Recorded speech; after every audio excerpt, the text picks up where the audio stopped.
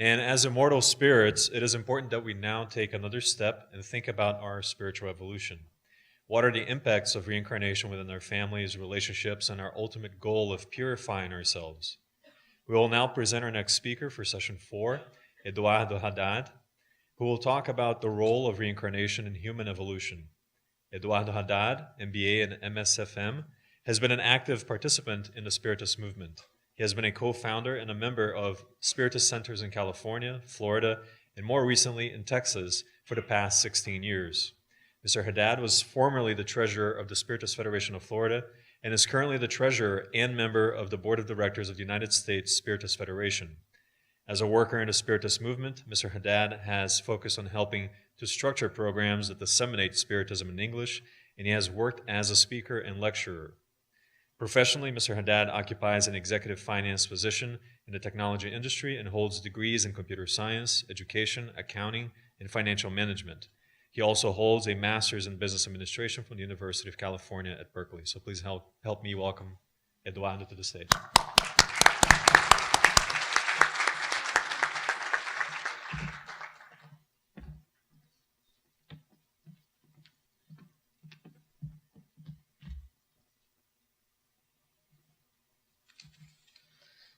Okay, good afternoon, everyone. Very good to be here. So I guess I'm the last one? No? There's more? There's the workshop. I'm the last talk, but there's workshops. So I want to thank also it's a pleasure to be here. I want to thank the Federation I'm a part of for giving me this opportunity. I want to thank the technical team for doing the fantastic work they are doing so that we can be live. So please, a round of applause to the technical team. Some of you know I have a big family, and they cannot be here today, but they are hopefully listening. My wife, Giselle, and 4 kids. My mom and dad in Brazil, and my sister in Luxembourg. So hi, everyone. Okay, so you may be asking, what is the accountant doing up there? That's what happened when you work with Tanya and Josara. Not only you have to close the books, you have to mop the floor, and you have to give a talk as well. I love to work with them, actually. So let us talk about the role of reincarnation in human evolution. And hopefully my work here is going to be relatively easy because a lot of our fantastic speakers have already done the hard work of laying the groundwork there for us. So let's start by talking about what is evolution, right? And just to make it simple, we kind of borrowed it from our good friend, the dictionary. It is a process of continuous change from a lower, simpler, or worse to a higher, more complex, and better state. And normally in Spiritism, we talk about evolution in terms of a law, the law of progress, right? And as a natural law, we are all subject to it. But we also talk about evolution in 2 aspects, the moral and an intellectual.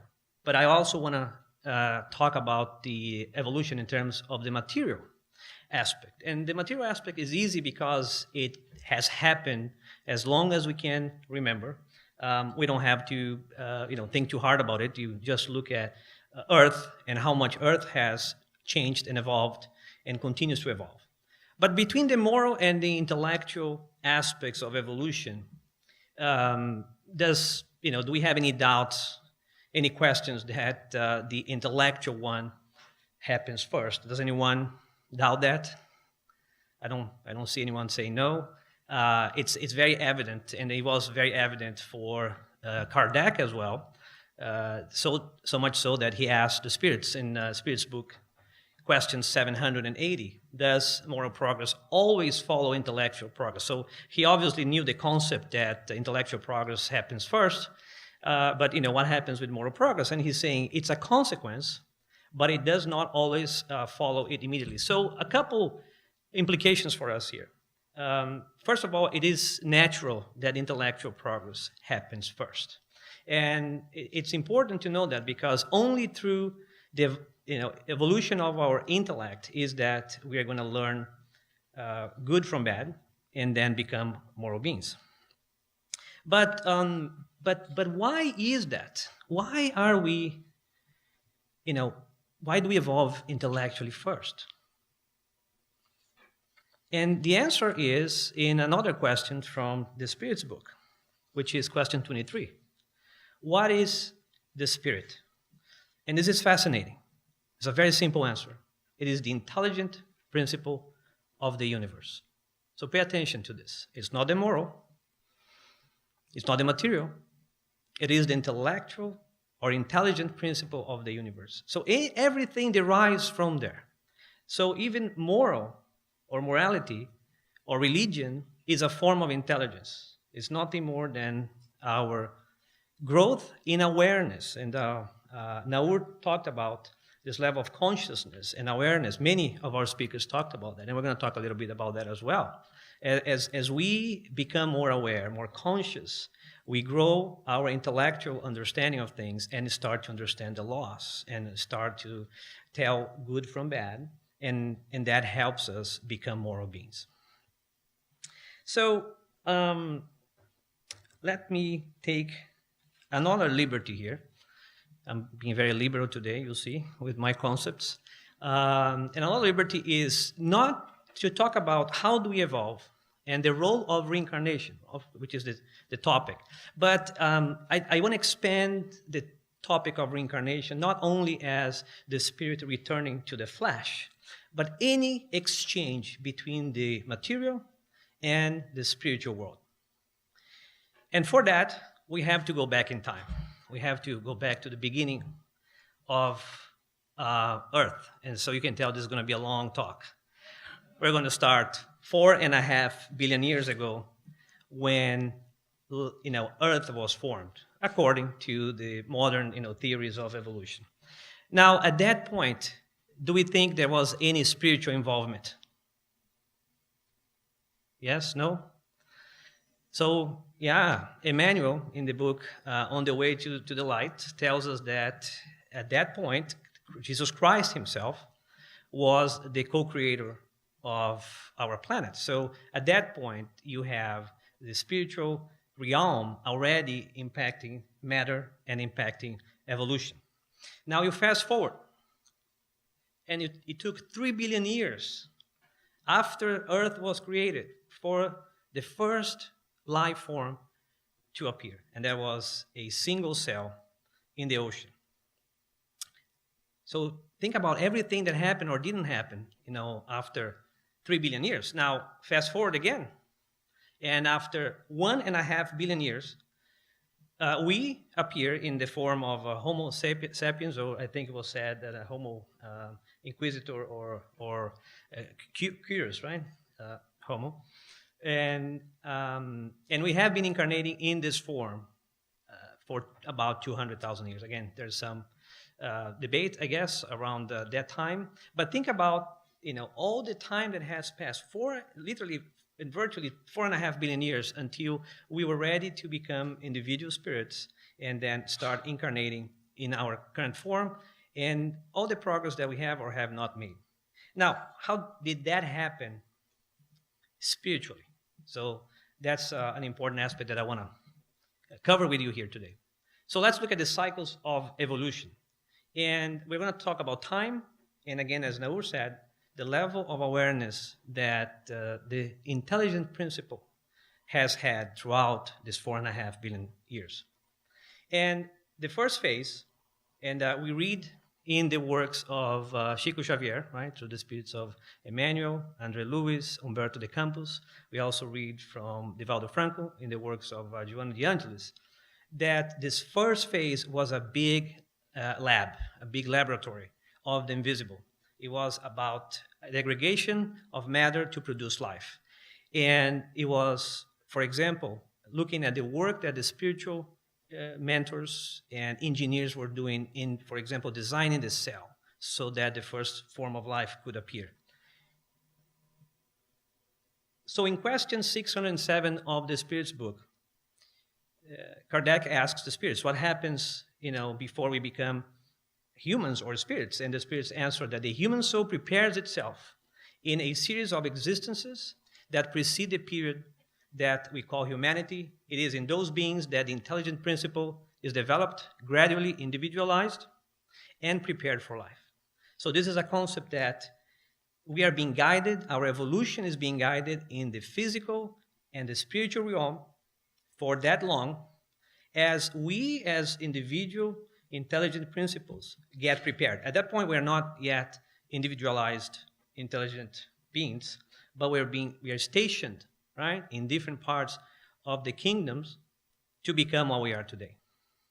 And then in evolution in two words, which is not yet translated in English, I guess it is on the list, I hope. It is? Someone said it is? I don't think it is, right? We don't have it. Oh, not published. Okay. I'm corrected. I stand corrected. But in that book, from Chico Xavier and André Luiz, we read that the spiritual architects involved in celestial supervision spent long centuries preparing the cells that would serve as base for the plant kingdom, for example. So you can tell the engineering that was happening and the testing, if you will, that was happening between the spiritual realm and the physical realm until the cell was perfected, to be able to host the first type, the first form of life, and that took 3 billion years to happen. Not a whole lot of awareness at that point. I guess no one remembers being a single cell. I don't. So in the next 1.5 billion years, then we move from the single cell to a first human. But a lot of development happened there, of course, through the vegetable kingdom, right, and the animal kingdom until getting to the first human. At this point, something changes, right? And at the end of that phase, we become individual spirits. And I'm going to call, again, this next phase guided evolution. It continues to be guided evolution.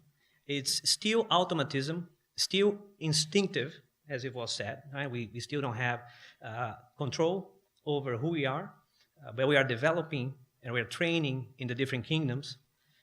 What we also observe here is that there are lost links of science. There are portions of development that the researchers today cannot explain. One example is how land plants appear. There is a theory that says that land plants appear from algae from the ocean, but how? How did the algae, popped out of the ocean and start walking and went to land, right? So that part is not clear. There are hypotheses. Again, we read in Evolution in Two Worlds, very good book if you are thinking about evolution. So we read that we cannot circumscribe its experience, the intelligent principle experience, in the physical plane only, since it undergoes constant modifications in the two planes, for which reason various links of evolution escape the research.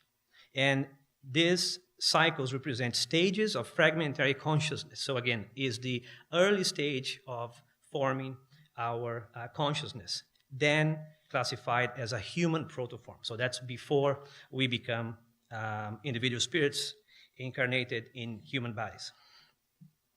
So after that, we continue with this process. And the question then is,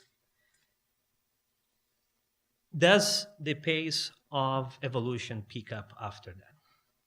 We refer to question 609 in the Spirit's book, where Kardec asks, once they have entered the human period, which is the last 200,000 years, do spirits recall any traces of what may be called the prohuman period? And the answer is that those traces disappear with the development of free will. And this is very important in the concept of evolution. The first steps of progress are slow because they are not yet supported by the will. As spirits acquire a more perfect consciousness of themselves, progress accelerates. So here's where it makes all the difference. Once we start understanding who we are, understanding that we are immortal, individual, intelligent beings or spirits, and we start taking control or more control over our choices, what happens is fascinating, is the level of evolution accelerates, in the words of the Spirit, not my words. So we will see this. We have this perception that progress continues to accelerate. And we ask why. It's a natural function of the level of awareness, and the more we control our choices, the more we optimize. That's what we do in life. So anyone here wants to optimize their financial resources, their education, their time. It's natural that we want to optimize. So why would we not want to optimize our evolution if we have the opportunity to participate in our planning? So this last phase is where we go from automatism to awareness. It is where we reach adulthood of mankind. And what was the most evident fact that we have reached the adulthood of mankind? Christ coming to earth. There was a reason why Jesus Christ came to earth 2,000 years ago, is because we had reached a point of awareness where now we could understand or begin to understand, begin to practice his gospel, and optimize our evolution. That's where we start participating in our evolutionary planning. So that takes us to the most important resource we have in optimizing our evolution, which is reincarnation. So let's talk a little bit about the reincarnation planning, the cycle of incarnation. You heard a lot of it today. My job here is to bring it all together. And it all starts with discarnation. So that's the good news and bad news, right? So the good news is, we can plan, but first you have to die. So let's focus on the present now. And then the question is, what happens in between lives? We get a lot of questions. And to make it simple and summarize, it depends. It depends on the stage of development of the spirits. If we consider the number of spirits that we have attached to Earth today, and Naur alluded to that, how that population grew. And there are different numbers out there, right? And I'm a numbers guy. I'm in finance, so I have to throw out numbers here. You saw some charts. You're going to see some numbers. Again, if you read certain books, if you look at the work that Dr. Hernani Guimarães Andrade has done in looking at the books of Ian, or the work of Ian Stevenson, also looking at the book Roteiro from Emmanuel and Chico Xavier, he deduces that it's somewhere between maybe 150 and 250 years in between lives. I think we heard today 100. Again, I don't think there's a perfect number. But the point is, you have that interval, and you have a number of spirits, which again, according to that work, could be between 25 and 30 billion spirits attached to Earth, of which 8 billion spirits are incarnated here, and then you may have 20 to 25 who are discarnated.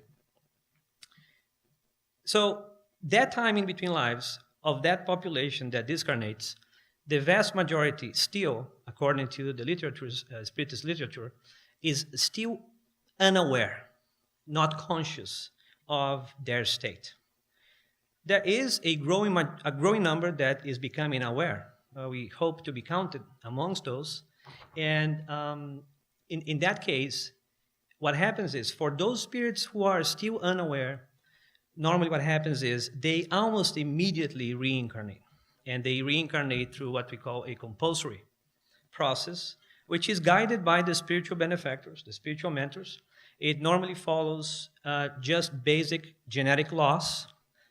There's not a whole lot of planning. And for those which have reached a certain degree of evolution, you can plan. So again, we want to be counted amongst those that have, achieved sufficient awareness that we can participate in our planning. Now, what is that we plan? Right? We heard a little bit about this. We plan the type of body, for example, that we're going to reincarnate in.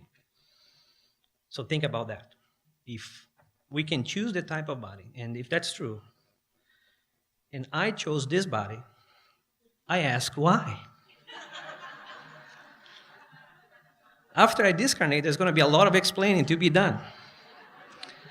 But anyways, you choose the time and the place where you're going to live. You choose the family. You can plan. You can influence those decisions because you want to optimize how much progress you're going to make in the next life. How much of your old habits, as Vanessa said, you're going to replace with good habits so that you can progress. And the purpose of your next reincarnation. And the purpose normally can be one of three. It can be an expiation, it can be a test or a trial, or it can be a mission. Now, because most of us or most spirits are still unaware, normally it is an expiation. It's an automatic incarnation linked to the feelings and thought patterns that that spirit has created. So normally expiation. For those spirits who have attained a certain degree of awareness, then you can have a trial or a test. You have to prove what you learn. And for those spirits who have reached even higher levels of awareness, they come to Earth on a mission. And we see great cases of spirits who are missionaries, geniuses like Einstein, very wealthy folks like Bill Gates, for example. And you see, again, folks like Divaldo Franco, and you see great spiritists who are doing a work that we aspire to do.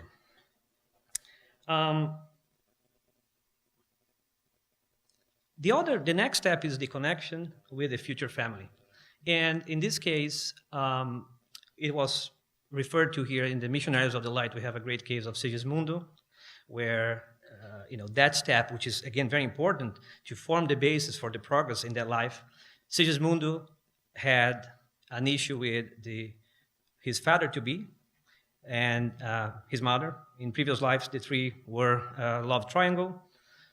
Sigismundo killed his future father. The father had a natural aversion to Sigismundo, and the spiritual benefactors had to intervene to soften the heart of the father-to-be, Adelino, to make sure that that connection could happen and they could form a new family, which they eventually did. And then there is preparation. Preparation normally involves 3 steps. One is, again, for the spirits who have reached a certain level of awareness, it involves, for example, hypnotic sessions to internalize the goals of the new incarnation. Is really the deep planning of, here's what I want to accomplish, and I have bad habits. How can I overcome them? The other step is miniaturization, right? So the perispirit has to be shrunk so that it can connect with the new body that is forming. And the third one is the memory of the loss of memory that we talked about here so clearly, so beautifully. Again, we keep being asked, why do we forget what we were or who we met? And we had great examples. Why would we want to remember all the difficulties we had with the people we live with? I can think of all the inconveniences of remembering if I had killed my son, for example, or my son had killed me, or any other person who had done anything bad to me. Again, I'm not talking about my mother-in-law or my brother-in-law. That we know. I'm sorry. But we're talking about, again, the close family, that we couldn't really develop any affection with those beings if we could constantly remember the issues we had with each other. So there's a lot of wisdom in the fact that when we're given the next chance and reincarnate, we basically don't remember. Conception and pregnancy, an important step. We heard a lot about conception here. We're not going to cover that a lot, but that's another really important step in preparing for the next life. There's a lot of assistance from the spiritual benefactors. And finally, birth. And here's a baby. That's my picture when I was a baby. Now it's not. I was much more handsome than this baby. And that's one thing I've learned, folks, is even if your presentation sucks, if you put a picture of a baby, everybody loves it. So then we come to kind of the last part of the conversation here and talk about the importance of reincarnation in human evolution. So how important is it? Well, in question 175, Kardec is trying the spirits again and basically says, well, wouldn't it be nicer and better to remain as a spirit? And Kardec said no, or the spirits say, no, that would keep you at a standstill. What you want is to evolve towards God. And the more we gain consciousness, the clearer it becomes that reincarnation is the only mechanism of true evolution. And we're going to see very quickly 3 cases that comes to us from our very rich literature in Spiritism. One is Laura, who is Lysia's mother in Nosso Lar, or Astral City. And you see that Laura has been in the spiritual realm, in a spiritual colony, doing fraternal work. So a spirit that has already attained a certain level of awareness. And still, she and her husband, I think Ricardo, they do a hypnotic session, and they go back 300 years in their history to learn that they had past issues that were unresolved. And that awareness forces them to really request to come back for another life, not because it was imposed on them, but because they felt it was very important to resolve those issues. In Missionaries of the Light, we see Silverio. Again, that's a spirit who has been in the spiritual realm for 15 years, doing fraternal work. Again, a spirit that is devoted to other spirits and doing good, really has ridden himself of a lot of bad habits, but still, the more he worked in doing good, the more he became aware that he had past issues and he had to come back. So he begs to return to Earth. And in this case, during his planning, he requests to have a physical deformity in his leg.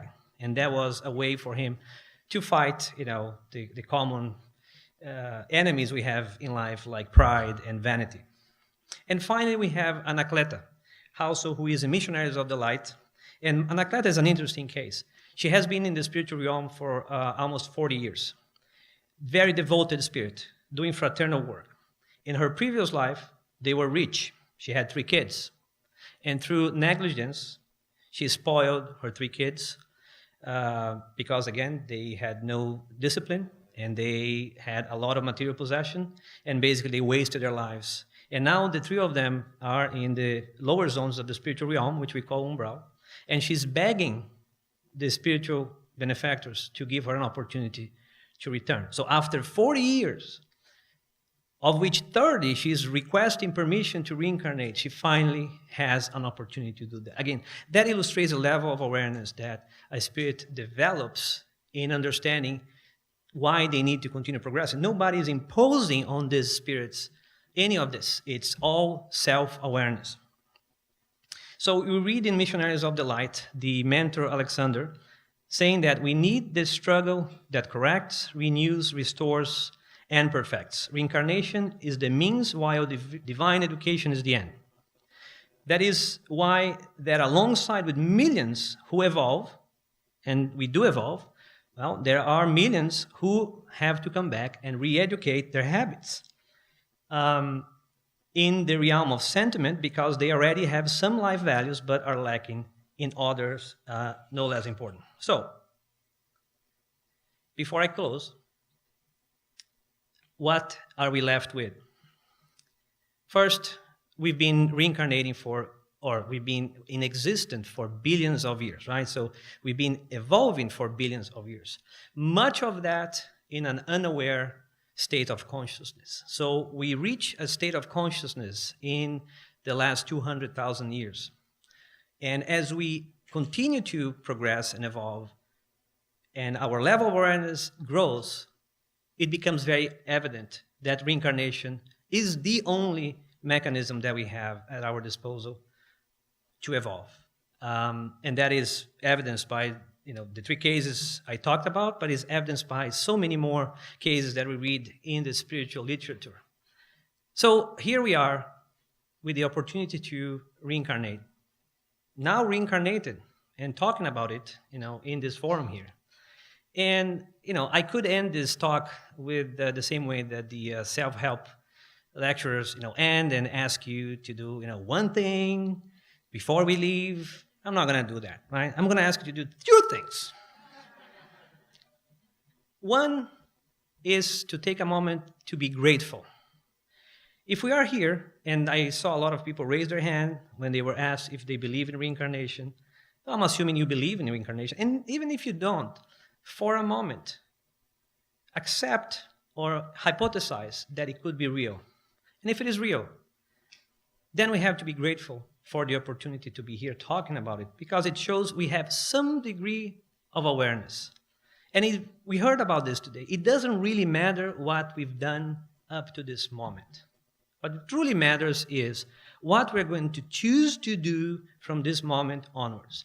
The fact that we are here is a fantastic signal or sign that we wanted to continue to progress. So, number one, let's be thankful inside our hearts to our Creator for this wonderful opportunity to be here in this life, knowing that there are 20 billion spirits trying to reincarnate, and we are taking one of the slots. So we better make pretty good use of the opportunity.